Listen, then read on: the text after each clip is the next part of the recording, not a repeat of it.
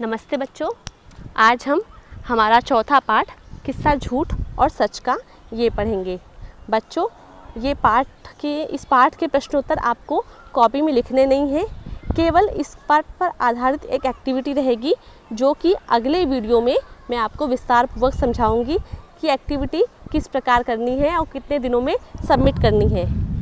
इस पाठ का जो स्पष्टीकरण है उसे सार रूप में आज मैं आपको समझा रही हूँ। कहानी कुछ इस प्रकार है कि दो जुड़वा बच्चे हैं। एक बच्चे का नाम सच है और दूसरे बच्चे का नाम झूठ। दोनों ही यमुना किनारे पेड़ों की झुरमुट अर्थात घने पेड़ों की छाया के नीचे जो पतला रास्ता जाता है, पगडंडी अर्थात पतला रास्ता जो जाता है, वही कोने में उनका छोटा सा घर है, वहाँ रहते हैं। उस घर में दो जुड़वा भाई रहते हैं, एक का नाम है सच और एक का नाम है झूठ। दोनों की उम्र, कद काठी, शक्ल सूरत एक समान थी। माँ रोज़ उनके शरीर पर सुबह तेल उपटन लगा नहलाकर दोनों को एक ही समान तैयार कर देती थी। दोनों भाई बचपन में बहुत ही हंसमुख स्वभाव के थे। हंसमुख अर्थात हंसते थे, खुश थे और दूसरों को भी खुश रखते थे। गांव के सभी लोगों के लाडले थे। वे दोनों दिन भर खूब खेलते और अपनी मंडली पर रौब जमाते। दोनों का बचपन तो शरारत और मौज मस्ती में बीत गया, लेकिन किशोर होते ही अर्थात 13-14 साल की उम्र में आते ही माँ का शासन ढीला पड़ने लगा। ऐसा होता है ना, जब 13-14 साल के बच्चे हो जाते हैं तो वो अपनी माँ की सभी बातों को मानते नहीं हैं, कुछ मनमानी करने लगते हैं, माँ की बातों को अनकहा करने लगते हैं, अनसुना करने लगते हैं। तो ये बच्चे भी 13-14 साल की उम्र में अपनी माँ की बातों को अनसुना करने लगे थे।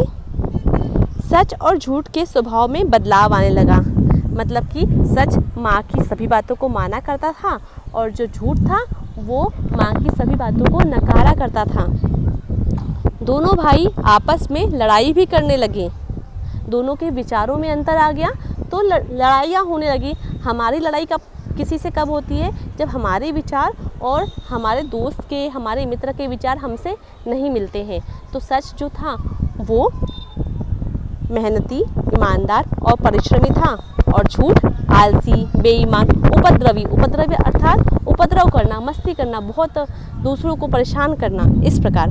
तो दोनों के विचारों में अंतर आने लगा, इसलिए दोनों लड़ाई करने लगे। झूठ हमेशा शैतानी करके अपना सारा दोष सच पर मढ़ देता। दोनों एक समान दिखते थे, इसीलिए झूठ जो था वो कोई भी मस्ती करता, कोई भी शैतानी करता और सारा इल्ज़ाम सच के ऊपर लगा देता। और मुसीबत में फंसने पर वह सच से मदद लेता। जैसे कि बहुत मुसीबत में फंस गया है, लोग उसको मारने आए हैं या उसकी शिकायत माँ से बताने जा रहे हैं, तो वो क्या करता? सच की मदद मांगता और सच को कहता कि मुझे बचा लो, और सच उससे बचा भी लेता था। जब सच कोई अच्छा काम करके आता तो सारी प्रशंसा लूटने में झूठ बाजी मार लेता, और जब सच कोई अच्छा काम करता तो झूठ क्या करता? उसकी जगह अपना आ जाता, सारी प्रशंसा, सारी वाहवाही खुद लूट लेता। माँ को सब पता था, क्योंकि माँ के दोनों बच्चे अपने हैं। भले ही गाँव वालों की नज़रें धोखा खा सकती हैं, लेकिन माँ की नज़र तो धोखा खा नहीं सकती। तो माँ को सब पता था। उन्होंने झूठ को सुधारने की बहुत कोशिश की, परंतु उसमें ज़रा भी सुधार नहीं हुआ। झूठ के कारण माँ का अपमान होने लगा। लोगों के सामने ऐसा होता है ना, जब आप बहुत मस्ती करते हो या शैतानी करते हो तो लोगों के सामने आपका ही नहीं, आपकी माँ का भी अपमान होता है, आपके पिता का भी अपमान होता है। उसी प्रकार लोगों के सामने, गाँव के सामने माँ का भी अपमान होने लगा। माँ को ये अच्छा नहीं लगता था। सच अकेला पड़ गया। झूठ ने माँ की बातों को अनसुना कर दिया। झूठ के मायाजाल की वजह से लोग उसकी ओर आकर्षित होने लगे।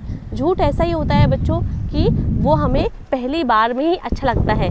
मेहनत करने को कहा जाए, परिश्रम करने को कहा जाए तो हमें अच्छा नहीं लगता है, लेकिन जहाँ कोई शॉर्टकट दिख जाता है तो हम खुश हो जाते हैं। जहाँ कोई ऐसा कुछ दिख जाता है कि जो काम आसानी से हो जाएगा, हमें अच्छा लगता है।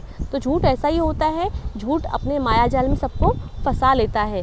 लेकिन एक बात ध्यान में रखना है आपको कि झूठ का जो समय है वो ज़्यादा दिन तक नहीं रहता है, क्योंकि जिसकी शुरुआत ही शॉर्टकट से या मायाजाल से हो वो ज़्यादा दिन तक टिकने वालों में से नहीं है। एक दिन माँ बीमार पड़ गई। बचने की उम्मीद न होने पर उन्होंने सच और झूठ को अपने पास बुलाया।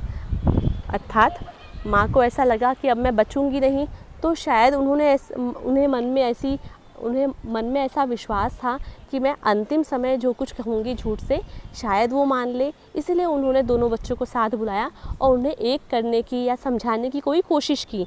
लेकिन अपने अगले आदेश तक, अर्थात वह बोलती ही रही कि बोलते ही बोलते वो निष्प्राण हो गई, अर्थात मृत्यु हो गई उनकी। तो अगले आदेश तक उन्हें एक दूसरे की ओर पीठ करके खड़े होने को कहा। अर्थात उन्होंने ऐसा कहा कि जब तक मैं नहीं बोलूँगी तब तक आप एक दूसरे की तरफ मुंह करके नहीं खड़े रहोगे, एक दूसरे की तरफ पीठ करके ही खड़े रहोगे, अपोजिट डायरेक्शन में। अब माँ निष्प्राण हो चुकी थी, अर्थात उनकी मृत्यु हो चुकी थी। वे दोनों अपनी माँ के आदेश का पालन हमेशा से वैसे ही कर रहे हैं जैसा कि उनकी माँ ने अंतिम समय में कहा था। उनकी माँ ने अंतिम समय में क्या कहा था कि दोनों एक दूसरे के विरोधी वाली दिशा में खड़े रहो, अर्थात पीठ करके खड़े रहो। आज भी झूठ सच के कपड़े पहनकर लोगों को छलता है। इसी कारण लोग भी सच को झूठ और झूठ को सच समझ बैठे हैं। अर्थात एक कहानी है, काल्पनिक कहानी है, लेकिन इसके माध्यम से ये समझाया जा रहा है आपको कि कभी कभी आपको कुछ लोग ऐसे भी होते हैं जिनके मायाजाल में आप फंस जाते हैं, लेकिन वो वास्तविकता में वो झूठ होता है और जो वास्तविक में सच है लेकिन हम उस पर विश्वास नहीं कर पाते हैं। हमें लगता है, हमने एक बार धोखा खा चुके हैं तो हमें लगता है कि ये भी झूठ होगा। तो क्योंकि दोनों जुड़वा भाई हैं इसीलिए सच झूठ लगता है हमें और झूठ सच लगता है। इसलिए हमें अगर किसी को पहचानना है, उसे गहराई से पहचानना है तो उसे समय देना होगा, तभी हम उसे पहचान सकते हैं। इस पाठ से हमें ये सीख मिलती है कि हमेशा सच की जीत होती है। जैसा कि इस पाठ में लिखा है कि झूठ के मायाजाल में पूरा गांव फंसने लगा था, लोग उसकी ओर आकर्षित होने लगे थे, लेकिन एक न एक दिन झूठ का जो कहते हैं ना भांडा फूटता है, उसका सारा उसका जो भी झूठ है वो सबके सामने खुलकर ही रहता है, उसका समय बहुत दिनों तक नहीं रहता है। तो वैसा ही होता है, सच की अंततः जीत ही होती है।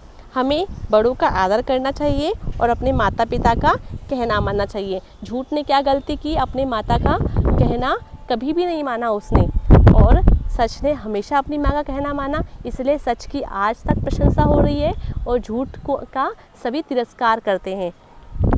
तो बच्चों ये पाठ है, आपको इसका केवल सार समझाया गया है। आप लोग इसे जो आपकी किताब में पाठ है उसे अच्छी तरह पढ़ लीजिए कि कभी कुछ पूछा जाए तो आपको पता हो। इस पर एक्टिविटी करनी है आपको, लेकिन एक्टिविटी के लिए आपको पाठ पढ़ना ज़रूरी है, जिससे आप एक्टिविटी अच्छी तरह कर पाओगे। शुक्रवार को जो वीडियो मैं भेजूँगी उस दिन एक्टिविटी किस प्रकार करनी है वो विस्तार पूर्वक समझाऊँगी मैं। इसके पहले आपके पास एक दिन का समय है जिसमें आप ये पाठ पढ़िए अच्छे से, और इस पाठ को जैसा मैंने समझाया है वैसे समझ जाइए। और इसके प्रश्नोत्तर फिर से मैं बता रही हूँ, प्रश्नोत्तर आपको कॉपी में लिखने नहीं है। शब्द भंडार, प्रश्नोत्तर, कठिन शब्द, जितना भी कुछ आप एक पाठ के लिए लिखते हो ऐसा कुछ भी कॉपी में इस समय लिखना नहीं है। धन्यवाद।